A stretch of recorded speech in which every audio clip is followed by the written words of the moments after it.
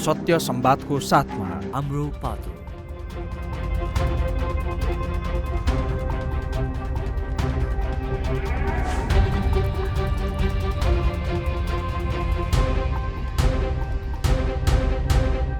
नमस्कार, सत्य संवादमा म यहाँहरूलाई हार्दिक स्वागत गर्दछु। जीवराम भण्डारी। आज यहाँहरू सामुन्ने उपस्थित हुनुहुन्छ प्राध्यापक कृष्ण हाछेथु। उहाँ राजनीति शास्त्री हुनुहुन्छ। आज म उहाँसँग सत्य संवाद अर्थात् विकसित नेपालको राजनीतिक घटनालाई केन्द्रमा राखेर सत्य त्यसको निकट पुग्ने त्यो ढङ्गले संवाद गर्ने मेरो प्रयत्न रहनेछ। सर्वप्रथम म उहाँलाई स्वागत गर्छु। सर, स्वागत छ कार्यक्रममा। तपाईँसँग मलाई कुरा गर्न यस्तो किन मजा आउँछ भने तपाईँ राजनीति शास्त्रको प्राध्यापक, नेपालको यो पछिल्लो राजनीतिक घटनालाई पनि नजिकबाट तपाईँ निहालिरहनु भएको छ। त्यो बुझ्ने सामर्थ्य पनि राख्नुहुन्छ। मेरो विश्वास छ तपाईँ स्वतन्त्र र निष्पक्ष भन्छ नि त्यो ढङ्गले तपाईँले आम चासोहरूलाई जवाफ दिनुहुन्छ भन्ने, त्यसकारण मेरो छनौटमा तपाईँ पर्नुहुन्छ। किनभने कमसेकम तपाईँले त्यो प्रयास गर्नुहुन्छ। अब कहाँबाट सुरु गरे भने हामी कहाँको जो राजनीति छ एकदम छोटो समयमा उथल पुथल परिवर्तनको तृष्णा मात्रै देखिन्छ। 7 सालदेखिकै हेर्दा अब इतिहास धेरै के कोट्याउनु, तर 46 मा राजनीतिक परिवर्तन भयो। 46 को परिवर्तनले लामो समय टिक्न सकेन।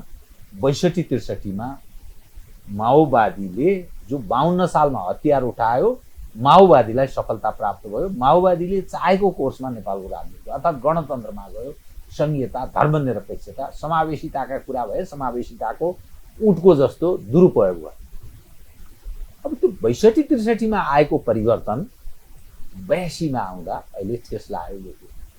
तृष्णा हेर्दा त्यो आमूल परिवर्तन चाहेको जस्तो अर्थ लाग्छ, तर केही भएन।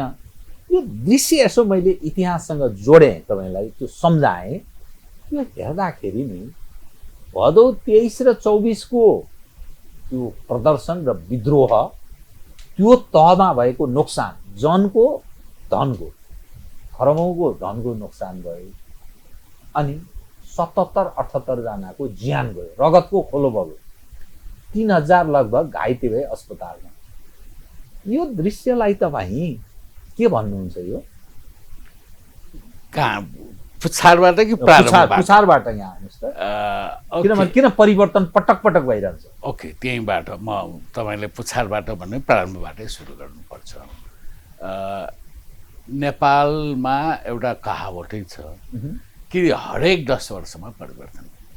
60 साल, 17 साल, अब जस्तो 27 साललाई पनि हेर्नुभयो भने पञ्चायतको एउटा गाउँभरको तर्फ राख्ने, 37 साल जनमत सङ्ग्रह, 46 साल बौडल, 56 साल माओवादी जनयुद्धको सुरुवातको सुरु, 66 साल एक प्रकारले पहिलो संविधान सभा, होइन। 76 साललाई कसरी संविधान भएन। अब 86 हामी 82, 76 चाहिँ दुईटा कुरा। त्यसलाई एउटा के हो त भन्दाखेरि यसका बावजुद पनि नेपालको राजनीति अग्रगमनमा छ। अग्रगमन के हो त भन्दाखेरि जुन बेला 7 सालको क्रान्ति भयो, 7 सालको क्रान्ति भनेको एक्चुअली त्यो क्रान्ति भनेको इलिट्स वर्गभित्रको डिसएडभान्टेज, अथवा त्यति बेला राणा सरकारको कर्मचारीका परिवार र सी क्लासका राणाहरूको संयुक्त अलायन्सबाट मास इन्भल्भमेन्ट थिएन, होइन। त्यस पछाडि मासको हिसाबबाट पहिलोपल्ट तपाईँ 46 सालको देख्नुहुन्छ। 46 सालको आन्दोलन के हो त अर्बान बेस, सहर बेस, मिडल क्लास मुभमेन्ट थियो। 46 साल पछाडि हामी दोस्रो जनआन्दोलन 62-63को हेर्दाखेरि सहर केन्द्रित मध्यम वर्गको आन्दोलन थियो 46 को, होइन। त्यस पछाडि तपाईँ पछिल्लो भनेको 62-63को जुन अर्थात् 52 सालमा हतियार उठायो, हतियारको आफ्नै गाउँतिर छ। त्योभन्दा ठ्याक्क अर्को कुरा दुईटाको संयुक्त धार हो। त्यति बेला चाहिँ मास एक प्रकारले सहर होइन कि गाउँ देखेर सर्वत्र रूपमा जनताको सहभागिताको हिसाबले छिटो भन्दाखेरि जम्प भए पनि हरेक कोणबाट चाहिँ नेपालको राजनीति पिपुल्स पार्टिसिपेसनको कोणबाट अग्रगमनमा छ। अब दोस्रो एजेन्डाको हिसाबबाट एजेन्डाको हिसाबले पहिले के हो त भन्दाखेरि राणाको ठाउँमा राजालाई पनि ल्याउँ प्रजातन्त्र, राजा र प्रजातन्त्रको भनेर भन्ने होइन। र त्यसलाई 60 सालको 46 सालमा आएपछि राजा चाहिँ सक्रिय होइन, संवैधानिक राजतन्त्र भयो। 46 सालको दोस्रो सन्दर्शनले के भन्छ, राजतन्त्र भएन भने गणतन्त्र भयो। हो, गणहरूले चलाउ गणतन्त्र भयो। एक प्रकार एजेन्डा वाइज यो भयो। त्यसबाट पछिल्लो चाहिँ के हो त भने त्योभन्दा अगाडिको परिवर्तन हो भने चाहिँ शासकको निरन्तरता, व्यवस्थाको परिवर्तन मात्र, राज्यको निरन्तरता थियो। 60 साल 46 साल त्यो बेलाको जति पनि परिवर्तन भयो आफ्टर फेरि कुनै बेला राजा थिए, कुनै बेला दल थिए, तर नेपाल एकात्मक राज्य नै थियो, नेपाल हिन्दू राज्य नै थियो, नेपाल एक प्रकारको काठमाडौँ केन्द्रित राज्य नै थियो, नेपाल मात्र एउटै राष्ट्रभाषा थियो। 62-63ले चाहिँ रिजिम चेन्ज मात्र भएन कि त्यसले राज्यको स्वरूप नै चेन्ज गर्यो। एकात्मकलाई सङ्घात्मक, हिन्दू धर्मलाई धर्मनिरपेक्ष, एकल जातीय राज्यको सत्ता बहु एक प्रकारले समावेशी लोकतन्त्रको बाटोहरू कहाँ खुले, एकात्मकबाट सङ्घात्मक, तस राज्यको चरित्र नै रूपान्तरित भयो। यहाँनिर तपाईँको पछाडिको क्वेसन के हो त भने जुन गतिमा जनताको सहभागिता भयो, जुन गतिमा एजेन्डाको ऱ्याडिकलाइज भयो, त्यसलाई रूप र ऱ्याडिकलाइज भयो, जनताहरूको सहभागिता पनि व्यापक भयो, त्यसलाई एक्सनमा परिणत गर्न सकेन। अथवा जनताले आफू पहिले सहभागी नहुँदा त्यति वास्ता गर्दैन, तर सहभागी पनि भयो अनि रूपको परिवर्तन भयो। तर इन एक्सनमा त्यो परिवर्तन जुन देखिया थियो त्यो चाहिँ राजनीतिको पर्फर्मेन्समा रिफ्लेक्ट नभएपछि मान्छेहरूमा एक प्रकारको असन्तोष देखा परिरहेको। अनि असन्तोष भनेको कुन बेला कहाँ कसरी विस्फोट हुन्छ भन्ने कुरा संसारभरिको वेबको चलन हो। तपाईँले यहाँ म तपाईँलाई वेबको भनिदिन्छु। हाम्रो तपाईँले भाद्र 23-24को जुन देखाएको थियो नि, भाद्र 23-24को अहिलेको वेब भनेको ग्लोबल वेबको पार्ट हो। ग्लोबल वेब भन्दाखेरि पपुलिजमको चाहिँ एक प्रकारले यत्र तत्र देख्न थाल्यो। पपुलिजमलाई नेपाली शब्द ठ्याक्क नहोला, लोकप्रियता एकदमै त्यसको चाहिँ प्रयोगको हिसाबले इलेक्टेड अटोक्राट, चुनाव चाहिँ जितेर जाने तर मन परी गर्ने, निर्वाचित तानाशाही। त्यसलाई ट्रम्पमा त्यहाँ राख्छ, पुटिनलाई त्यहीँ राख्छ, भारतको नरेन्द्र मोदीलाई त्यहीँ राख्छ, श्रीलङ्काको राजपक्ष त्यहीँ राख्छ, बङ्गलादेशको शेख हसिना त्यहीँ राख्छ। नेपालमा पनि अब नेपालमा आएपछि पहिलो र दोस्रो ठुला दलहरूको केन्द्रमा पनि सबै प्रदेशमा पनि शासन थियो भनेपछि राज्य चाहिँ सत्ता एकै ठाउँमा एकत्रित भयो, मतलब मनपरी ढङ्गले चलाइरहेको एकत्रित भयो, पहिलो एकत्रित भयो। अनि हेर्नुहोस् त पहिलो र दोस्रो नभएपछि त अपोजिसन ढाँचामा गयो भने होइन, फेरि सँगै ढाँचामा गएको मतलब तपाईले अघि अग्रगमनको हामी चाहिँ फेरि कसरी बाई पर्फर्मेन्स कस्तो हुनुपर्ने।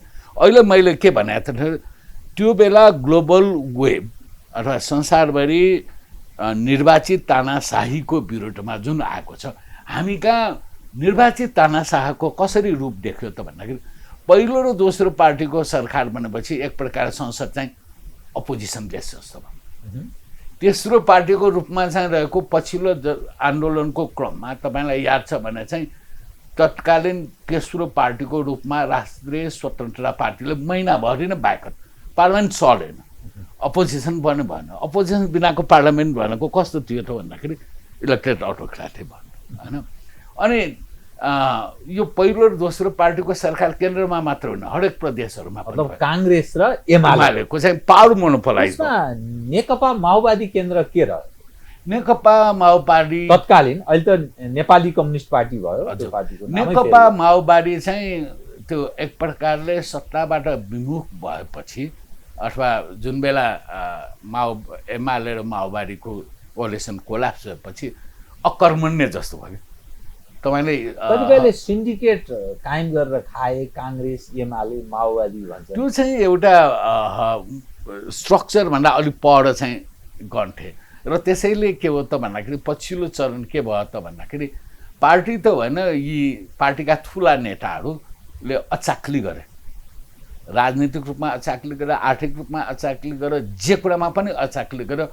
अब उनीहरू हिजो एसेट थियो होला, अब पञ्चायतको विरुद्ध लड्दा जिब्रोमा करेन्ट लागेको शेरबहादुरको आफ्नो इतिहास हुँदा अनि एक त्यस्तै गरेर चाहिँ झापा विद्रोह कालदेखि जान हट्केलामा राखेर 14 वर्ष जेल जरको खड्गोले माओवादी जनयुद्धको कमान्डरको प्रचण्डको कुरा गर्नु। एक समय नेपालको एसेट थियो उहाँहरू, तर अब के भयो? उहाँहरूको भूमिका जब परिवर्तन भयो, आन्दोलनकारी क्रान्तिकारीबाट चाहिँ राज्य सत्ताका उपभोगकारी भयो, उहाँहरू चाहिँ को पपुलारिटी हिजो एसेट भन्छ होइन, पछि लायबिलिटी भयो। मान्छेले चाहिँ मन पराएन, मतलब लोकप्रियता, इमेज समाप्त भयो। उहाँहरू तीनजना चाहिँ असान्दर्भिक, तीनजना असान्दर्भिक, उहाँहरू चाहिँ एक प्रकारले मान्छेले मन पराएन। किन त पर्फर्मेन्स राम्रो भयो भने चाहिँ ठक्काली हुन्छ नि, त्यसको क्रेडिट पनि नेतैकोमा जान्छ, काम नराम्रो भएपछि त्यसको दोष पनि नेतैकोमा जान्छ। र त्यहाँ त्यति बेलाको डोमिनेन्ट भाष्य के हो त भन्दाखेरि पार्टीप्रति रिस लक्षित थिएन, पार्टीप्रति रिस लक्षित थिएन, रिस लक्षित यी तीनटा नेताप्रति थियो। त्यसो थियो भने हरेक राजनीतिक पार्टी, काङ्ग्रेस, एमाले, माओवादी केन्द्र, नेकपा एकीकृत समाजवादी, यिनका सबै कार्यालय कहीँका रहेनन्, सब ध्वस्त आगो लाग्यो।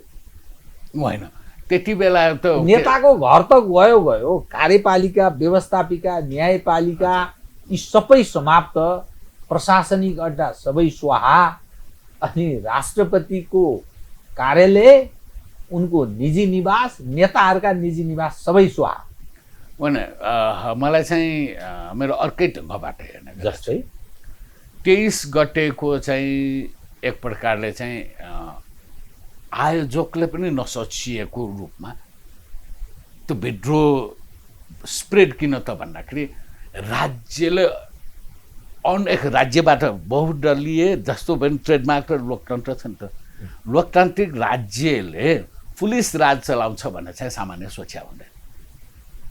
महापुलिस राज चलाएर जुन बन्दुक अथवा एक प्रकारले चाहिँ त्यो सडकमा आएका यङहरू, जे भन्छ बालबालिका त म अझै शब्द प्रयोग गर्दैन, स्कुल ड्रेसमा आउनु, 10+2 आफ्नो जे प्राइमेरी स्कुलका, निम्न माध्यमिक स्कुलका होइन, जसरी गोली चलाए त्यो त अति भयो भन्ने कुरा त्यो मलाई पनि लाग्यो। मेरो घरमा श्रीमती पनि भन्नुभयो जाउँ हामी पनि भोलिपल्ट यो प्रोटेस्ट गर्न जाउँ भनेर भन्यो। मतलब सबै निस्कने एक प्रकारले चाहिँ आक्रोश भयो, अति त्यो आक्रोशको। तर भन त भने आक्रोश आयो, अनि हामी जस्ता मान्छेहरू चाहिँ आक्रोश आए पनि रिसको एक्सप्रेसन आफ्नो तालले गर्यो, घरमै बस्यो भने त्यो एक्सप्रेसनको त्यस पछाडि म्यानिपुलेसन म 2-3वटा भन्नै मन लाग्छ मलाई। सर्वप्रथम त्यति बेलाकोमा कुनै पनि राष्ट्रिय स्वतन्त्रता पार्टीको नेता र उसका नेताको घर छुँदा पनि छैन हो। राप्रपाको तत्कालीन के भन्छ पूर्व पञ्चहरूको संयोजक भनेर नवराज सुवेदी बाहेक कसैको कुनै पनि राप्रपाको, नवराज सुवेदीको त जलाए, नवराज सुवेदीको म अब तपाईँहरूलाई थाहा होला त्यो बाहेक के पनि भएन त होइन। पार्टी अफिस पनि जलाएन, घर पनि जलाएन। मैले एउटा त्यो भनेको छ। दोस्रो के राष्ट्रिय स्वतन्त्रता पार्टीको कुनै नेतालाई छोएन, कुनै घर जलाएन। अनि म सिंहदरबार जाँदा मैले देखेको सिंहदरबारमा मिलिट्रीको यति कडा पहरा थियो, मिलिट्रीले बचाउन चाहेको भए चाहिँ सिंहदरबार जल्दैन थियो भनेपछि त्यो हामीले जसरी सिधा रूपमा चाहिँ त्यो 24 गतेलाई हेरिन्छ नि, सत्य नेपथ्यमा केही कुराहरू छ भनेको के आन्तरिक कि बाह्य कि अथवा होइन आन्तरिक बाह्य त्यो मेरो मैले रिसर्चबाट कारण मैले यो प्रश्न उठान गरेको कि अमेरिकनहरूको त्यो युथ काउन्सिल भन्नेको चर्चा धेरै त्यो त्यसको वरिपरि घुमेका मानिसहरूको सहभागिता संलग्नताको प्रश्न राज्यका अङ्ग प्रत्यङ्गका जिम्मेवार मानिसबाट आएको अनि बारबरा फाउन्डेसन भन्ने जो अलिक संदिग्ध टाइपकी महिला थिए उनलाई म आफै पनि चिन्दथेँ अनि यो सन्दुक रुइत भन्ने मानिस जो एक हिसाबले डाक्टरको आँखाको त राम्रो डाक्टर हो त्यहाँ संलग्न हुँदा अब सुधन गुरुङको देखियो बालेन्द्र शाहको देखियो जगदीश खरेलहरू त्यो स्वर्णिम वागले यी त सारा मान्छे त त्यही आबद्धता काहीँ न काहीँ थियो भन्ने कुरा त खुलासा हो नि त यो सबै दृश्य हेर्दा यसलाई कसरी हेर्नु यो कुरालाई म यसरी भन्न सक्छु त्यसबारे मैले गहन रिसर्च गरेका छैन त्यो बेला म अब्जर्भर मात्र थियो त्यो पर्यवेक्षण के हो त भने त्यो पर्यवेक्षणमा मेरा केही प्रश्नहरू छन् जस्तै मैले अघि भने नि नवराज सुवेदी बाहेक कुनै पनि राप्रपा भिक्टिम भएन कुनै पनि राष्ट्रिय स्वतन्त्रता पार्टी भिक्टिम भएन अनि म जतिपल्ट सानैदेखि मैले सिंहदरबार जसरी छ वरिपरि जुन पहरा छन् आर्मीले बचाउन चाह्यो भने बचाउन सक्छ भन्ने लाग्छ मलाई तर धेरै नोक्सान जनको धेरै नोक्सान हुन सक्यो आर्मीले के जनकै नोक्सान गर्नुपर्छ मलाई दोस्रो र पहिलो जन आन्दोलनको बेलाको सम्झना याद छ सुन्नुहोस् न त्यति बेला तपाईँ एकपटक हेर्नुहोस् चैत 23 र 24 गते जुन महेन्द्रको शालिग अगाडिको जुन जोस रिस यो थियो नि त्यति बेला पनि त सिम्पली एउटा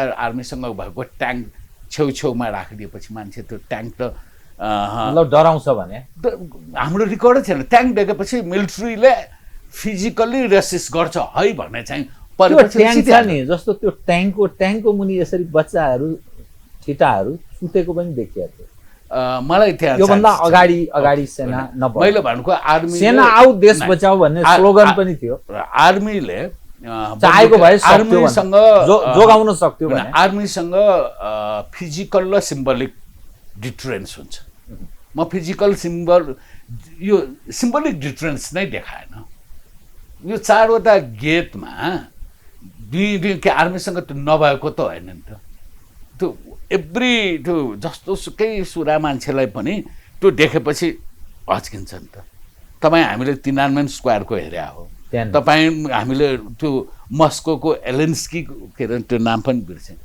तसर्थ मेरो क्वेसन्स त्यहाँ के हो त भन्दाखेरि यी कुराहरू किन भएन त तपाईँलाई नै मैले प्रति प्रश्न गरेँ भने तपाईँको एन्सर के हुन्छ म सरसँग कहाँ उठान गरेँ भने 46 को परिवर्तनमा सायद 19 देखि 21 जना मानिसको ज्यान गएपछि आमूल परिवर्तनमा देश गयो 62-63 को पनि त्यही सायद 19 जना मानिस मरे त्यसपछि राजाले ज्ञानेन्द्रले छोडिदियो यो अहिलेको जुन घटना छ 77-78 जनाको ज्यान गयो राज्यका कार्यपालिका व्यवस्थापिका न्यायपालिका अनि गणतन्त्रको प्रतीक मान्छन् नि राष्ट्रपतिलाई होइन उनको कार्यालय निवास निजी निवास र मेजर पोलिटिकल पार्टीहरू काङ्ग्रेस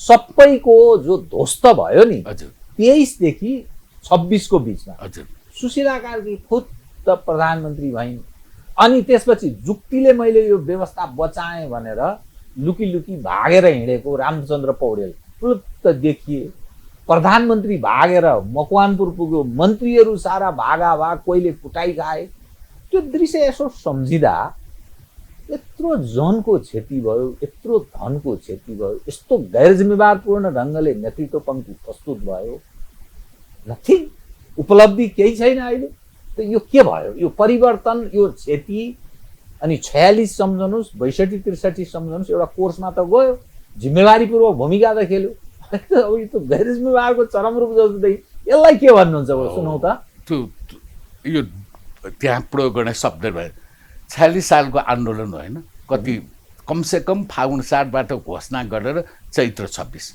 कति दिन लाग्यो 1 महिना 26 गते भने चैत्र 26 भनेपछि फागुन 7बाट चैत्र 26 भने 1.5 महिना लाग्यो भनौँ मलाई अनि 62-63 को कति दिन लाग्यो 19 दिन त्यो दुवै आन्दोलन थियो यो चाहिँ के यो विद्रोह हो लगाम बिनाको विद्रोह हो कल गर्नेहरूले पनि जिम्मेवारी नलिने म त भन्छु त्यति बेला जेएनजी भनेको कुनै सङ्गठित संस्था नै भएन।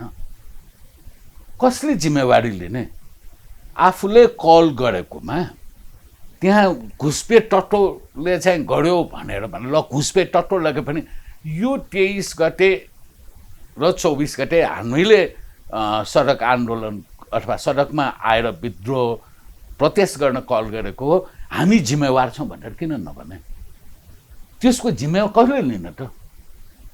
म त्यहाँनिर नै फर्छु कि 23-24 गतेको सरकार राज्यको सम्पत्तिको सबै तपाईँ हाम्रो करबाट नै उठाउने हो। त्यो इरेस्पोन्सिबल मान्छे, यो आफ्नै जनताकै नोक्सान हो। सिंहदरबार जल्नु भनेको जनताकै ढुकुटी जल्नु हो। राष्ट्रपतिको अफिस आखिर यो सबै त रिपेयर गर्न त पैसा तपाईँ हामीसँगै गर्छ नि। त्यति सेन्स नराख्ने भनेको जो इन्भल्भ भए पनि दे आर म के भन्छु तपाईँलाई जिम्मेवार राजनीतिक सङ्गठन होइन।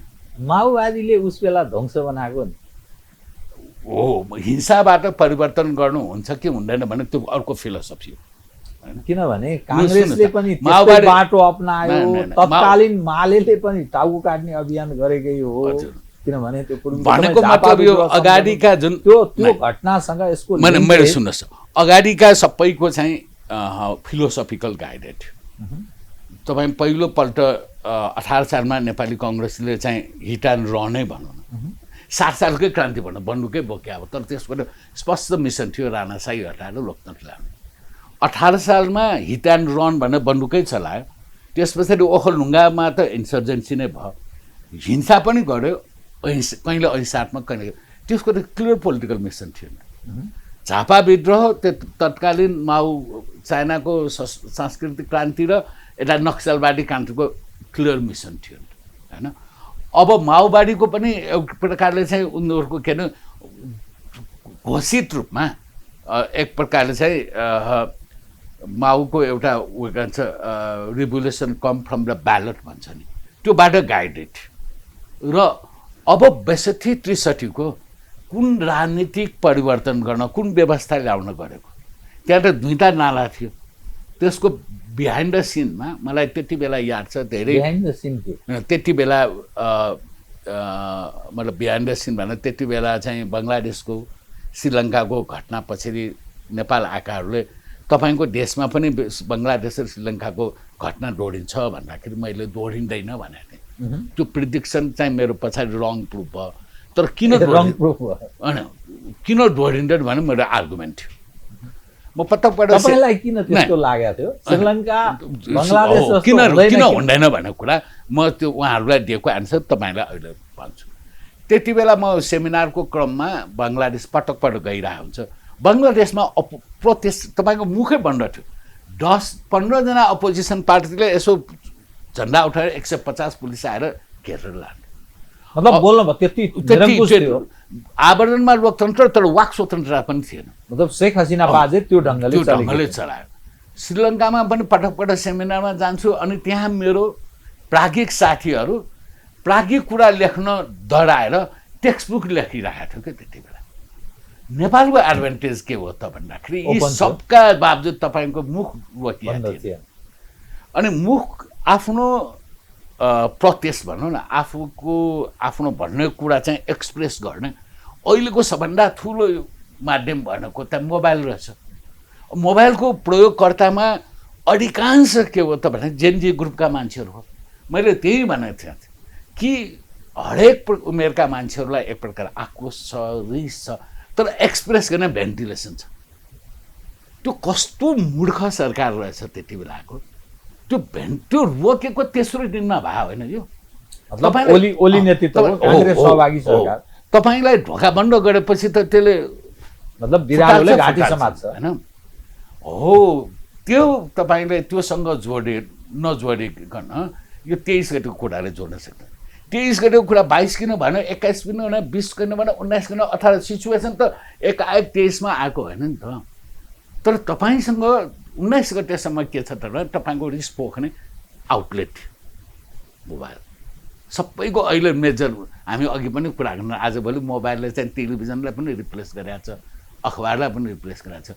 त्यो ढोका बन्द गरेपछिको रियाक्सन। अनि त्यति बेलाको के हो तपाईँलाई नारा दुईटा हो, करप्सन हुँदैन अनि चाहिँ यो नेपो पप भनेर होइन, नेपो किड्स भनेपछि त्यो भनेको पर्फर्मेन्समा सुधार चाहिएको भने लोकतन्त्रको डेलिभरीमा सुधार चाहिएको, राज्यको संरचना त परिवर्तन खोजियो नि त।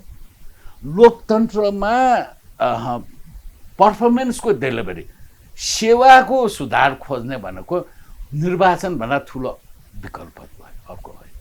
सरले जस्तो यो जो जैनजीको विद्रोह भयो 23 देखि 26 को बीचसम्ममा जे जस्ता घटना दुर्घटना घटे, यसले सुशीला कार्कीलाई प्रधानमन्त्रीको रूपमा स्थापित गर्यो। अनि राष्ट्रिय स्वतन्त्र पार्टी जसले फ्रन्टमा तत्कालीन मेरो नेतृत्वमा भएको भन्ने दाबी त गरेन, तर पछि जो मन्त्रीहरू भए ती सबै राष्ट्रिय स्वतन्त्र पार्टीमा आए। रवि लामिछाने ठगी, सम्पत्ति शुद्धिकरण, सङ्गठित अपराधमा जेलमा बसेको मान्छे त्यहाँबाट आकस्मिक जुलुस गएर निकालेर ल्याए, अथवा उनको आफ्नो योजनाभित्र उनी निक्लेर पनि आए। बालेन्द्र शाह नामको मानिस अब अहिले प्रधानमन्त्री हुने भनेर उनी दौडिरहेको छ। यो सबै दृश्य हेर्दा यसले नायक जन्म आएको कि नजन्म आएको कि, अहिले यसो सामाजिक सञ्जाल हेर्नुहोस्, अब कोहीले भिलेन पनि भन्छन्, कोहीले नायक पनि भन्छन्। अब बालेन्द्र शाहको जस्तो कालो चस्मा लगाउँछ, बोल्दैन, धेरैसँग बोल्नु आवश्यक पनि चाहँदैन, सबैभन्दा लोकप्रिय हो जस्तो देखिन्छ। रवि लामिछाने छायामा परेको छ। अनि जो सरकारमा सामेल थिए मन्त्रीहरू थिए ती सबै प्रायः 3-4 जनाले राजीनामा दिए, 3 जना चाहिँ राष्ट्रिय स्वतन्त्र पार्टीमा प्रवेश गरे। अनि यो सबै यसो तारतम्य हेर्दा त्यो मुभमेन्ट अथवा प्रदर्शन वा विद्रोह, त्यसमा राष्ट्रिय स्वतन्त्र पार्टी वा कुनै अरू कुनै तागतको कसको भूमिका थियो भन्ने लाग्छ तपाईँलाई? भिडतन्त्र भद्रकोल तन्त्रमा जसले चाहिँ त्यसलाई म्यानिपुलेसन गर्न मिल्यो, त्यो म्यानिपुलेसन गर्नै सक्नेहरूले चाहिँ गरायो होइन। ठ्याक्कै यही शब्दमा भन्दाखेरि तुलनात्मक रूपमा अब मैले अघि तपाईँलाई यही शब्द धेरै पढ्नु पर्दैन कि 24 गतेको धन जन सम्पत्तिको नोक्सानमा राप्रपाको नवराज सुवेदी बाहेक यो रासपा राप्रपा किन छुएन होइन। मेरो विचारमा त्यो आन्सर नै काफी हो तपाईँको क्वेसन। अर्को क्वेसन रह्यो कसरी सुशीला कार्की आयो। सुशीला कसरी गइन्? किनभने उनी त प्रधान न्यायाधीश भएको माने संविधानले त चिन्दैन। ओके सुशीला कार्की किन आए, अरू किन आएन होइन। अथवा मलाई त्यो दिनको 24 गते कि 25 गतेको 25 बिहानको सम्झना छ। सायद जेएनजीका मान्छेहरूले मेरो छोरा मार्फत मलाई चिन्न खोज्याएछ, ए राजनीति शास्त्रको प्राध्यापक रहेछ, अब कसरी अगाडि बढ्ने बारे उहाँको विचार सुन्नु पर्यो भनेर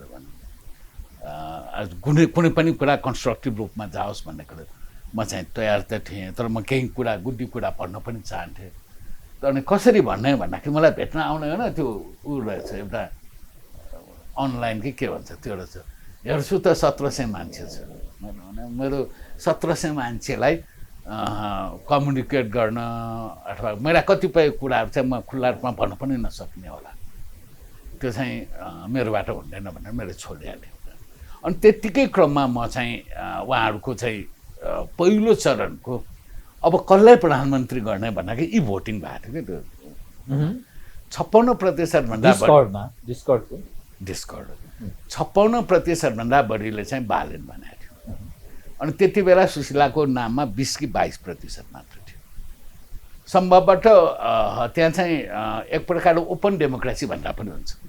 त्यो ओपन डेमोक्रेसी तर त्यो पारदर्शी थियो, त्यो त्यत्रो मान्छे थिए, कमको मान्छे कसैलाई मतलब त्यो जो भित्र बस्यो त्यो मतलब भेडतन्त्र होइन, भिडै भन्नुहोस्। एउटा के हो त भन्दाखेरि कसैले कसैकोलाई भन्ने मान्ने कुरा न के गर्ने त भन्दाखेरि एक प्रकारले चाहिँ जो पार्टिसिपेट गर्यो त्यसको रिफरेन्डममा अब त्यहाँभित्र चाहिँ इन बिट्विन मैले पाएको जानकारी अनुसार चाहिँ बालेन सम्पर्कमा भएन अथवा बालेनले मेसेज पठायो। बालेनको त त्यति बेलाको 1 पोइन्ट प्रेसिडेन्टल सिस्टममा लानुपर्छ भनेर, अनि किन उसले प्रेसिडेन्टल सिस्टममा जोड दियो भन्ने कुरो अहिले ऊ क्राउड पुलरको रूपमा देखेपछि मलाई अन्दाज चाहिँ भयो मतलब ऊ लोकप्रिय छु भन्ने उसलाई लाग्यो होला अथवा चाहिँ ऊ प्रेसिडेन्टल सिस्टमले उसले उसको महत्त्वाकांक्षा पुरा गर्नमा सघाउ पुर्याउँछ भन्ने लागेको हुनुपर्छ अनि त्यस पछाडि सेकेन्ड राउन्डमा साँझतिर मात्र सुशीला कोइरालाको नाम आयो सुशीला कार्की अब पहिलो राउन्डको फर्स्ट हाफमा चाहिँ उनीहरूको बिचको रेफरेन्डममा 56% भन्दा बढी बालनको त्यो कुरा चाहिँ म आफैले अब्जर्भ गरेँ 22% सुशीलाको थियो 1 नम्बरकाले छोडिदिएपछि 2 नम्बर भाकुम थियो त्यो बेला जीवरामजी पनि हुन सक्नुहुन्थ्यो यदि त्यो हुलमुलमा यो त्यो भन्ने नै छैन कि कसैले ल्याएर मलाई राखेको जस्तो चाहिँ लाग्दैन त यो जो परिवर्तनको अथवा जुन खालको सायद तृष्णा थियो आक्रोश पनि थियो यसले के ल्यायो सर नतिजा कहाँ प्रवेश गरेन अब जो चुनाव भनेको छ फागुन 21मा चुनाव हुन्छ एक यस दुईटैको जवाफ दिनु होला दोस्रो चुनावले निकास दिन्छ होइन यसका केही यो कुनै पनि घटना त्यो जतिसुकै त्यो विध्वंसात्मक घटना होस् त्यसले केही पाठहरू सिकाएको हुन्छ त्यो रिसिप्टिभिटी पनि मोरलेस देखिन्छ अहिलेको निर्वाचनमा राजनीतिक दलहरूले अब दुईटा कुरामा चाहिँ आफूलाई सुधार्ने चाहिँ ओपनली भने एउटा अहिलेको क्यान्डिडेट नोमिनेसनमा तपाईँको योभन्दा अगाडिको उम्मेदवार छनौटमा काङ्ग्रेस एमाले माओवादी अथवा राप्रपा त्यही इलिट सर्कुलेसन हुन्छ कि जो पार्टीको केन्द्रीय समितिमा हुन्छ अधिकांश उनीहरूको नै उम्मेदवार हुने उनीहरूबाट कहीँ छुटफुट भने बाँकी तलका मात्र हुन्थ्यो अहिले हेरिरहेको छु अधिकांश पोलिटिकल पार्टीको 50% भन्दा बढी उम्मेदवारहरू हिजो एक प्रकारले चाहिँ दाग नलागेका भनौँ न पदमा नबसेपछि त दाग लाग्ने कुरा भएन अथवा न्यू फ्रेस नयाँ फेस दाग नलागेका मान्छेहरू अबको राजनीतिमा चाहिन्छ भन्ने कुरा एक प्रकारले कमन रियलाइजेसन छ त्यो कमन रियलाइजेसन म चाहिँ त्यो भ्यालु एड भएको भनेर बुझ्छु दोस्रो के हो त भन्दाखेरि अहिले जे जति बाहिर आएको छ स्पेसली नेपाली कङ्ग्रेस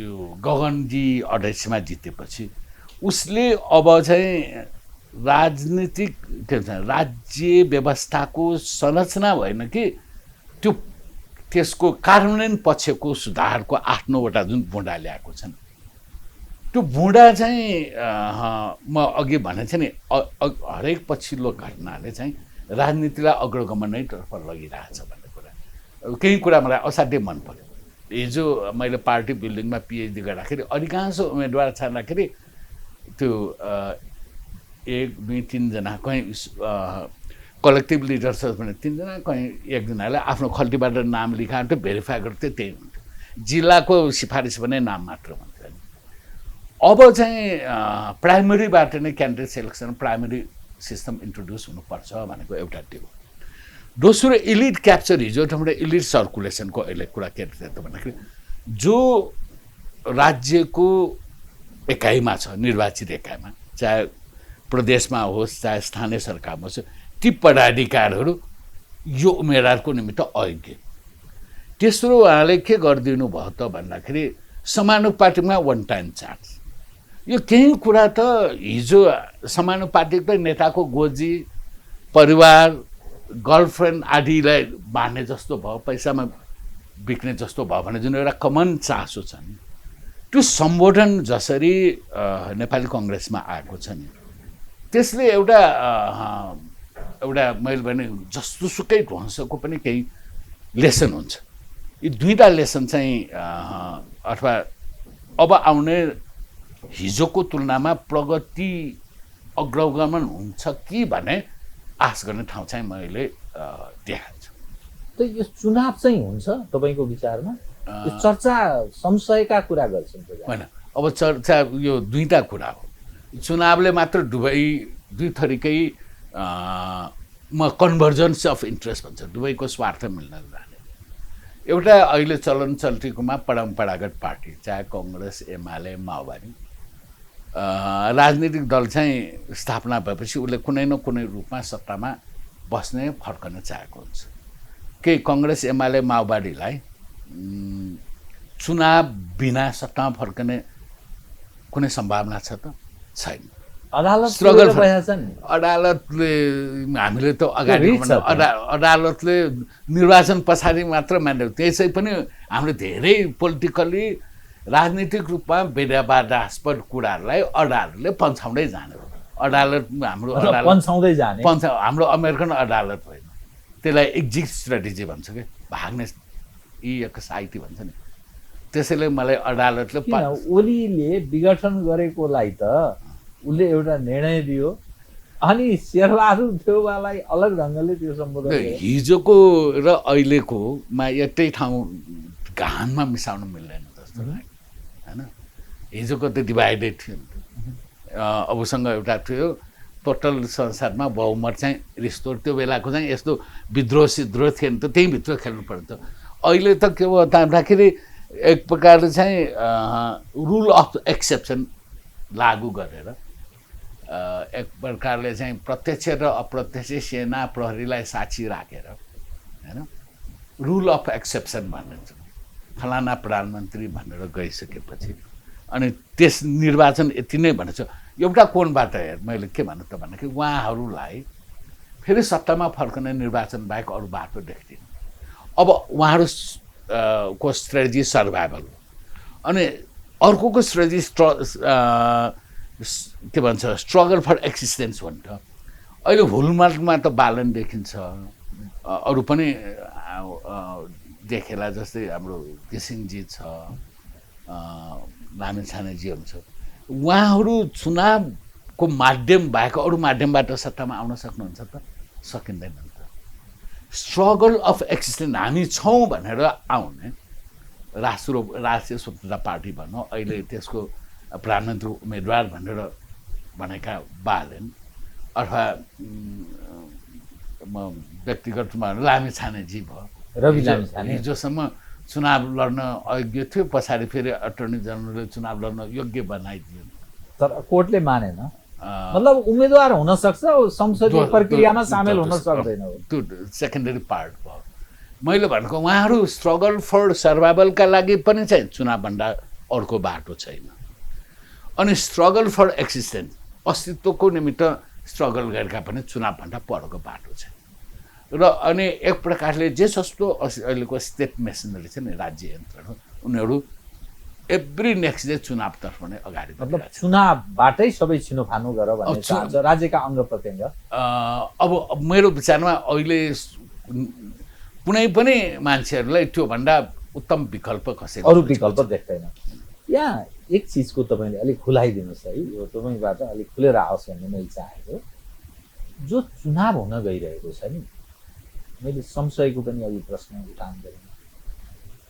चुनाव यसो हेर्दाखेरि अब 138 जना प्रतिनिधि सभाका सदस्य चाहिन्छ सरकार बनाउनलाई। त्यो तहको लोकप्रिय पार्टी कुनै छैन। काङ्ग्रेस ओह्रालो अर्थात् ऊ धेरै अलोकप्रिय भएको छ, एमाले त्यस्तै छ, र तत्कालीन माओवादी केन्द्र अहिले नेपाली कम्युनिस्ट पार्टी भएको छ। माओवादीलाई नै उसले इतिहास बनाइसक्यो, अर्थात् माओवादबाट अब हाम्रो मार्केटिङ जम्दैन, मार्केट जम्दैन भन्ने सायद उसलाई लाग्यो। तपाईँले त्यसकै जवाब दिन सक्नुहुन्छ। त यो अवस्थामा नि अब राप्रपाको अलग खालको मुद्दा छ, माग छ, मधेस केन्द्रितको अलग्गै छ, कुलमान घिसिङ छायामा परेका देखिन्छ। मतलब उनी एक हिसाबले अप्ठ्यारोमा छन्।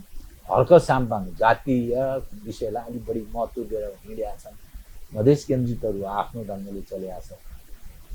त यो हेर्दा कसैको बहुमत आउने कुनै एउटा दलको भन्ने जस्तो तपाईँलाई लाग्छ? त्यसले के समाधान दिन्छ? एउटा स्थायी निकास भन्छ नि, राजनीतिक स्थिरताको जो तृष्णा छ, करप्सन विहीन समाजको जो कल्पना गरिया छ, त्यतातर्फ उन्मुख छ कि यो चुनाव पनि फेरि एउटा परीक्षणकै क्रममा रहने भयो?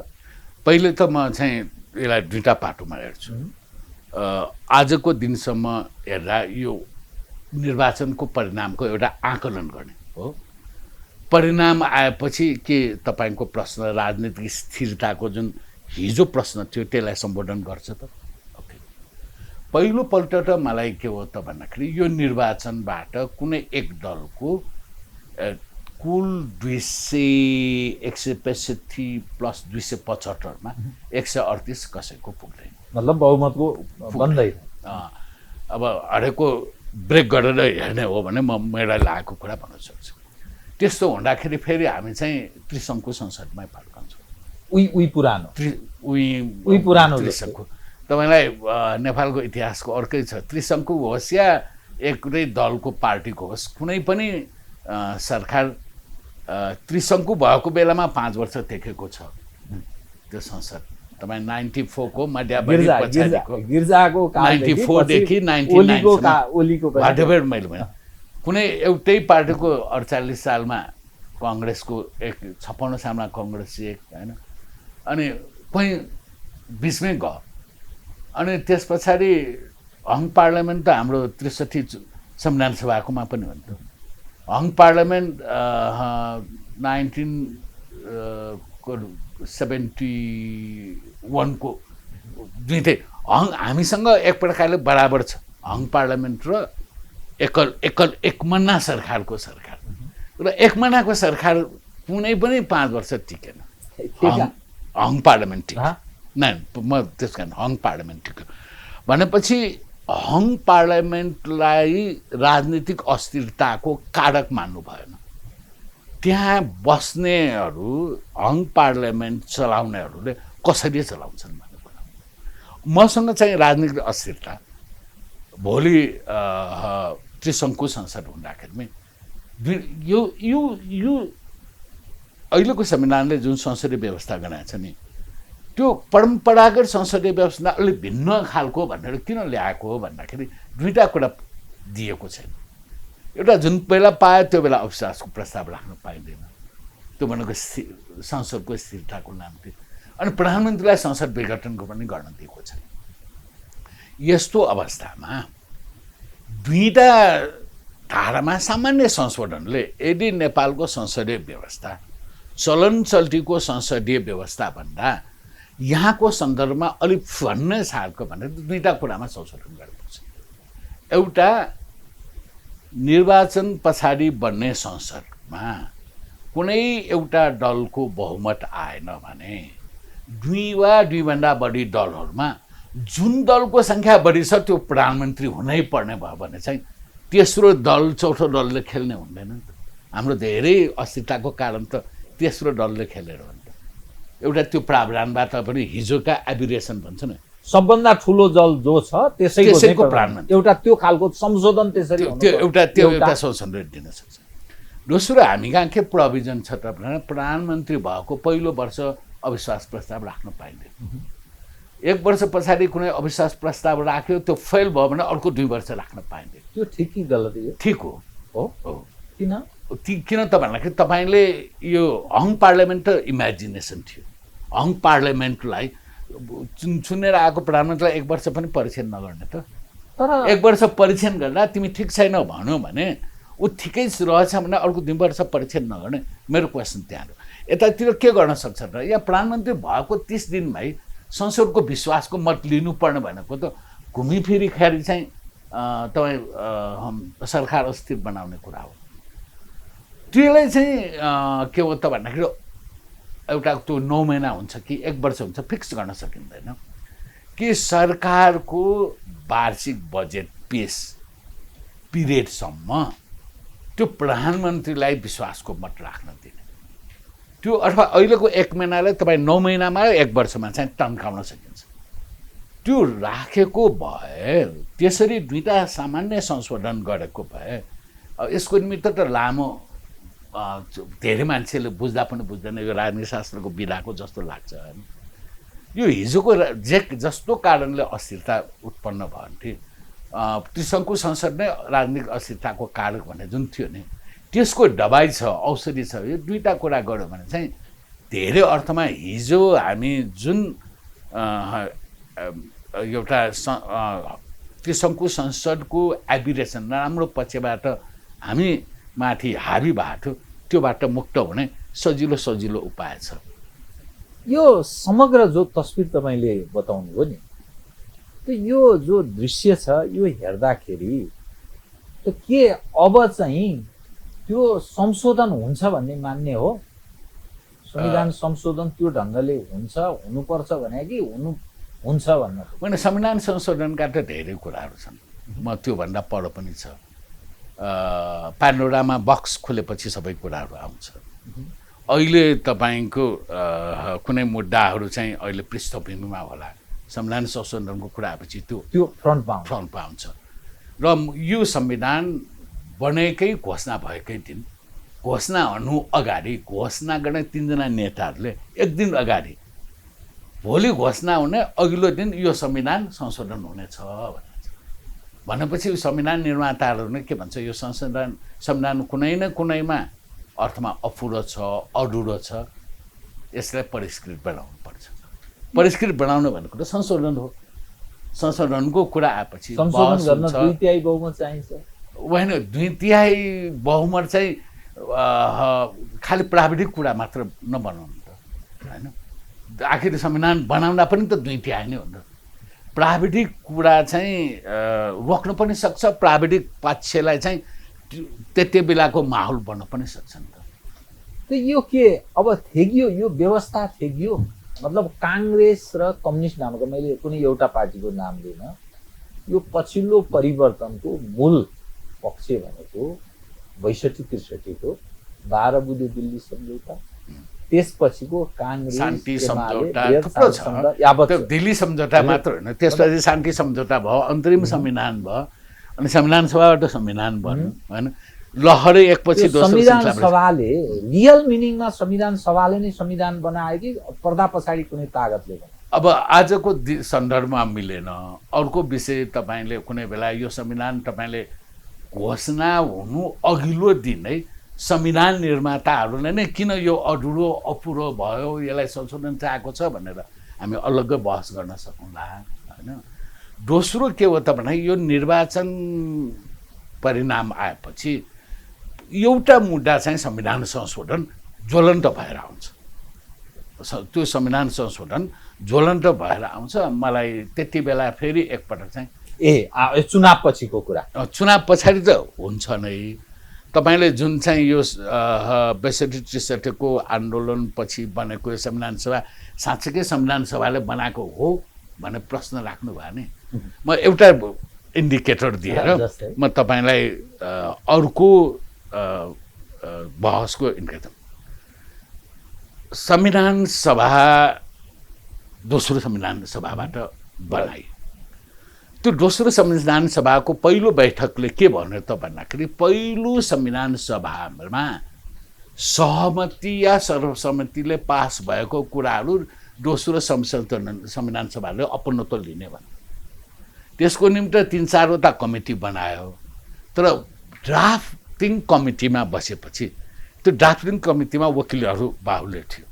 त्यो त्यहाँ बसेका वकिलहरूलाई लाग्यो होला त्यो बेला मै राजकुमार हो, जिन्दगी मै चलाउँछु, राज्य मै चलाउँछु भन्ने होला परिणाम त देखियो भोगे। त्यो कमिटीका कुल 63 जना सदस्य, 63 कि 71-72 छ मध्ये त्यो जुन खाका ल्याएको छ त्यो खाका ठिक छैन भनेर व्यक्तिगत रूपमा र सामूहिक रूपमा राखेको विमतिका 55 जना थिए।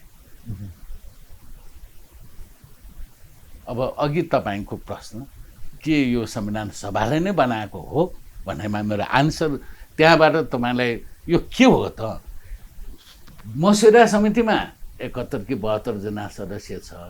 त्यो मस्यौदा ल्याएकोमा चाहिँ यो भएन, त्यो भएन, यो भएन, यो राख्नुपर्छ भनेर व्यक्तिगत सभासद र सामूहिक सभासदहरूको रूपमा टाउको गन्दाखेरि 53-54 जनाहरूको विमति थियो। बहुमतको विमति हुँदाहुँदै जबरजस्ती अब त्यहाँ भोटिङ गराए भएन त। मैले भनेको डिसेन्ट ओपिनियन त्यति थियो। अब यो तपाईँ अनि त्यसैले तपाईँको प्रश्न यो संशोधनको भनेपछि कता खुल्नुपर्ने रहेछ त भन्दाखेरि हामी डकुमेन्ट राखौँ त्यति बेलाको के रहेछ त विमति, त्यहाँबाट अबको संशोधनको एजेन्डा कहाँ हुनसक्छ के अब चाहिँ यो व्यवस्था यो संविधान थेगियो कि यसलाई अर्को खतरा फेरि छ? म त त्यो सरी यो काट्ने मेरो दुईटा हो। संसदीय व्यवस्था चाहिँ नेपालको निरन्तरता रह्यो, गणतन्त्र निरन्तरता रह्यो होइन। निरन्तरता रह्यो कि त्यो अब रिस्कमा छ?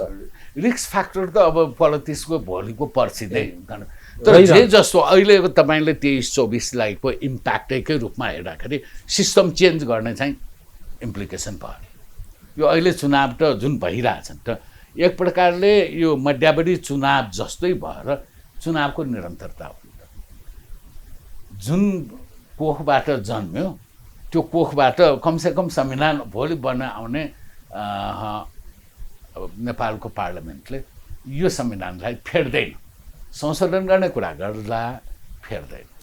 जुन नोक्सान भयो नि दण्डित कोही भएन, यो फेरि अर्को मैले त तपाईँलाई अघि नै भने नि कसले जिम्मेवारी लिने? जिम्मेवारी त लिनु पर्थ्यो, कल गर्नेहरूले जिम्मेवारी पनि नलिने। अनि यो सिंहदरबार जाँदाखेरि मेरै ढकुटुको ट्याक्सबाट भोलि राज्यले पहिचान गर्नुपर्ने होइन र को जिम्मेवार थियो? त्यसको कतिवटा भन्ने त्यसको निमित्त मैले अघि त्यही कुरा तपाईँ राज्य त्यो बेला फङ्सनल छ, राज्यसँग एउटा एक्सक्युज यो जनधनको धेरै नोक्सान हुन्छ भन्ने न्युज चाहिँ ठिक हो र भने तपाईँलाई सेना बनाएको के को लागि? तपाईँलाई प्रहरी जागिर दिएको के को लागि? तपाईँ दुईटा हो सुरक्षा सेक्टरको सर्भिसको दुईटा हो सुरक्षा। एउटा साङ्केतिक सिम्बोलिक सब्सटेन्सियली तपाईँले लट्ठी चलाउनु पर्दैन, बन्दुक चलाउनु पर्दैन, गोली चलाउनु पर्दैन। मेरो प्रश्न यो साइन्टिफिक पार्ट पनि प्रयोग भएन भने त होइन सर। 77-78 जना मारियो मानिस नेपालको इतिहासमा यो तहमा अहिलेसम्म यसरी मान्छे हत्या नै भएको छैन। त 17,000 माओवादीको कार्यकालमा भयो, त्यो अलग प्रसङ्गमा भयो, विभिन्न ढङ्गले भयो त्यो। यो त धेरै ठुलो ठिक भयो भने तपाईँलाई कहिले भनेको छु 77-78 जना मैले प्रयोग गरेको के भयो त भन्दाखेरि यो पुलिस राज्य पनि अडिग पुलिस राज्य भयो होइन। त्यो चाहिँ त्यसैको रियाक्सनको क्रममा रियाक्ट जसरी दण्ड कसैलाई भएन, यत्रो नोक्सान भयो होइन भने रियाक्सन चाहिँ के हो त भन्दाखेरि हामीभन्दा उग्र रूपमा भएको आखिर श्रीलङ्कामा पनि राष्ट्रपतिकै भवनभित्र पस्या हो, प्रधानमन्त्रीको भवनभित्रै पस्या हो, बङ्गलादेशमा पनि प्रधानमन्त्रीकै भवनभित्र पस्या हो, तर त्यहाँ त जलाएन नि त सर। श्रीलङ्कामा त्यत्रो परिवर्तन भयो, बङ्गलादेशमा त्यत्रो परिवर्तन भयो, हामी कहाँ जसको विरुद्धमा मानिसले विद्रोह गर्यो त्यो यथावत छ, त्यो चाहिँ अझ आफूलाई प्रबल ढङ्गले। बङ्गलादेशमा पनि सिस्टम पनि त्यही रह्यो, संसदीय व्यवस्था रह्यो। श्रीलङ्कामा पनि त्यो सेमी प्रेसिडेन्टल सिस्टमहरू सिस्टम चेन्ज भयो। तर के हो त भन्दाखेरि त्यहाँ चाहिँ त्यो दुवै ठाउँमा एक्टर्स चेन्ज हुने चाहिँ जस्तै कुनै समय जेबिपी भन्ने थियो श्रीलङ्काको होइन, माइनर पार्टी थियो, त्यो पपुलर भएर त्यो उनीहरूको त लामो चलाएको थियो। हामी कहाँ जस्तो एक दिन भने त आन्दोलनले राजनीतिक क्यापिटल फर्म गर्न त आन्दोलन त लामो चल्नु पर्थ्यो नि त। तपाईँको नजर म कार्यक्रमको अन्त्यतिर आएँ कि बेट मार्ने जस्तो बालेन्द्र शाह अब काठमाडौँ गर्ने अरू धेरै चिनाउनै पर्छ, उनी झापा गए, उनको खास साइनो त्यहाँ थिएन, ससुराली चाहिँ रहेछ, तर अरू त थाहा थिएन, अरूको त विशेष ससुरालीको एउटा प्रसङ्ग भयो। उनी मानिस मौतरीका मतलब मधेसी हुन्छ नि मधेसी। अर्को गगन थापा अब गए सर्लाही। यो के सन्देश कसरी बुझ्ने यसलाई? यो दुवै क्राउड पुलर हुन् है, उनीहरू होल जम्मा गर्न उनीहरूको पछाडि होल चाहिँ लाग्छ। अब म पर्सनली मैले बालनसँग कहिले सङ्कट गर्न पाएन, बालनको कहिले रिसर्च गरेको छैन मैले होइन, त्यस कारण त्यसको आन्सर चाहिँ मसँग छैन। गगनको केसमा चाहिँ मान्छेहरूले जसरी आफूलाई अनुरूप इन्टरप्रिटेट गर्दा दुईटा ठाउँमा चाहिँ परम्परागत राजनीतिक दलहरूलाई निर्वाचनको हिसाबले बढी रिस्क छ। त्यो ठाउँ भनेको जुन निर्वाचन क्षेत्रमा माइग्रेन्ट भोटर बढी हुन्छ, माइग्रेन्ट कन्स्टिट्युन्सी भन्छु म त्यसलाई। योभन्दा अगाडि राष्ट्रिय स्वतन्त्रता पार्टीले जुन 6 कि 7 सिट जिताएको थियो नि, कतिको चुनाव भन्छ उपत्यकामा भने त्यो कहाँ जित्यो भन्दाखेरि जुन ठाउँ चाहिँ माइग्रेन्ट जम्मा टोटलमा 7-8 सिट जित्यो राष्ट्रिय अब स्वतन्त्र कहाँ टोटलमा जित्यो प्रत्यक्षमा माइग्रेन्ट कन्स्टिट्युन्सी। काठमाडौँ त यहाँको नेवार रैथाने भन्दा पनि माइग्रेन्टै बढी भएको थियो, 4 यहाँ जित्यो। चितवन अर्को त्यही हो, रैथाने थारूभन्दा माइग्रेन्टै भएको 6। तनहुँ बाई इलेक्सनको स्टोरी पहिलोको फर्स्ट चुनाव भयो, त्यो रिजल्ट दोस्रो हुन्थ्यो। अनि अर्को जितेको ललितपुरको 1, 2 र 3 भन्दा के हो त 3 भनेको चाहिँ माइग्रेन्ट कन्स्टिट्युन्सी नै हो, भैँसेपाती कुपनडोल बाहिरबाट आएको। अहिले पनि त्यो एउटा इन्डिकेटरले म चाहिँ अन्दाज के गर्न सक्छ भन्दाखेरि कुन ठाउँमा माइग्रेन्ट कन्स्टिट्युन्सी छ भन्दाखेरि सहरमा हो। काकरभेटादेखि कञ्चनपुरको महेन्द्रनगरसम्म राष्ट्रिय स्वतन्त्रता पार्टीको सम्भावना बढी छ। किन त भने ती ठाउँमा माइग्रेन्ट कन्स्टिट्युन्सी। त्यहाँ कहाँनिर ब्रेक हुन्छ त भने सप्तरी आएपछि ब्रेक हुन्छ। सप्तरीदेखि 12सम्म मेरो विचारमा राष्ट्रपाको ब्रेक हुने ठाउँ, मतलब 8वटा जिल्ला, मतलब मधेस भन्छ नि, मधेस। अरू पनि त्यस बाहेक चाहिँ तुलनात्मक रूपमा अगाडिको निर्वाचन प्रणालीले के लेखेर छ त्यो एडभान्टेज छ भन्छ। अब त्योभन्दा परको योभन्दा मसँग यहाँ नआएसम्म त अगाडिको अनि रैथानेहरू भएको ठाउँमा परीक्षण त गरेन त। 12मा परीक्षण गर्यो, एउटा पुलिस अफिसरले पठायो तर जमानत जफत। इलाममा परीक्षण गराए रैथानेहरू भएको ठाउँमा त्यहाँ पनि जमानत जफत। यो चाहिँ सन्दर्भ यति बेला चाहिँ म अथवा के भन्छु ठ्याक्क तपाईँले त्यो बालनसँग जोडेर राष्ट्रिय स्वतन्त्रता पार्टीको भनेको छ नि, त्यसको प्रस्पेक्ट कहाँ छ प्रस्पेक्ट कहाँ छैन भन्ने कुरा भने पुराना पार्टीहरूलाई चाहिँ के धक्का ठुलो लाग्न सक्ने सम्भावना म धेरै उनीहरूको धक्का भनेको हेर्नुहोस् न, हामीले हिस्ट्री हेर्दाखेरि उनीहरू एकदम पपुलर हुँदाखेरि नेपाली कङ्ग्रेस 37% पपुलर लाग्यो होइन। रेगुलर इलेक्सनमा चाहिँ अनपपुलर हुँदा 32% हो। रुल अफ एक्सेप्सन पहिलो संविधान सभामा आएपछि मात्र 23%मा चढ्यो। पछाडि मेकअप गरेर फेरि 30 को नजिक पुगेको छ। 26 लाख उसले मत ल्यायो मेरो टोटल पर्सेन्टेजमा। एमालेको 27.5 लगभग, दुबईको 30% को क्लोजमा चाहिँ पछिल्लो निर्वाचन। अब साह्रै अनपपुलरको एक्सट्रिम हिस्ट्री बनेको पहिलो संविधान सभा हो। पहिलो संविधान सभा र यो चुनाव चाहिँ एकै खालको छैन र तसर्थ यी दुवै पार्टीहरू चाहिँ पपुलर हुँदाखेरि पनि 37 नलाग्ने, अनपपुलर हुँदाखेरि पनि चाहिँ 25 भन्दा तल त जाँदैन पपुलर भोट भनेपछि तपाईँ अन्दाज गर्न सक्नुहुन्छ।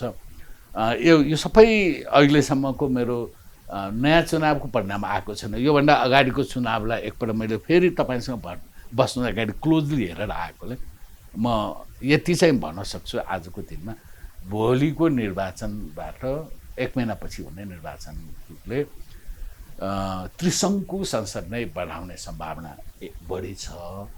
त्रिशङ्कु संसदलाई राजनीतिक अस्थिरताको कारकको रूपमा हिजो जसरी प्रयोग भएको थियो त्यसबाट बस्ने सामान्य संशोधनको बाटोहरू छ। यति एक मात्रै राजनीतिमा लामो यात्रा, कन्सिस्टेन्सी एन्ड कन्टिन्युटी जो भन्छ नि, त्यो यसो हेर्दा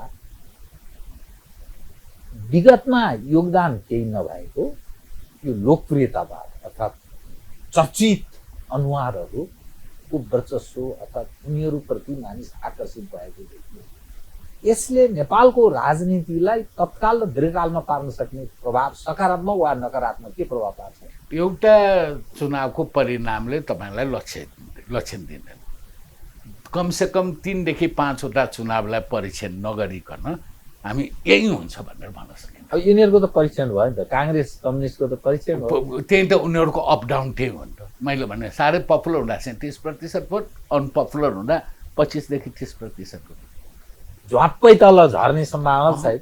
कि त्यस्तो एकपटक त्यस्तो चाहिँ क्यानाडाको चुनावमा भएको थियो, सत्तारूढ दल चाहिँ 92% हारेर 8%मा आएको।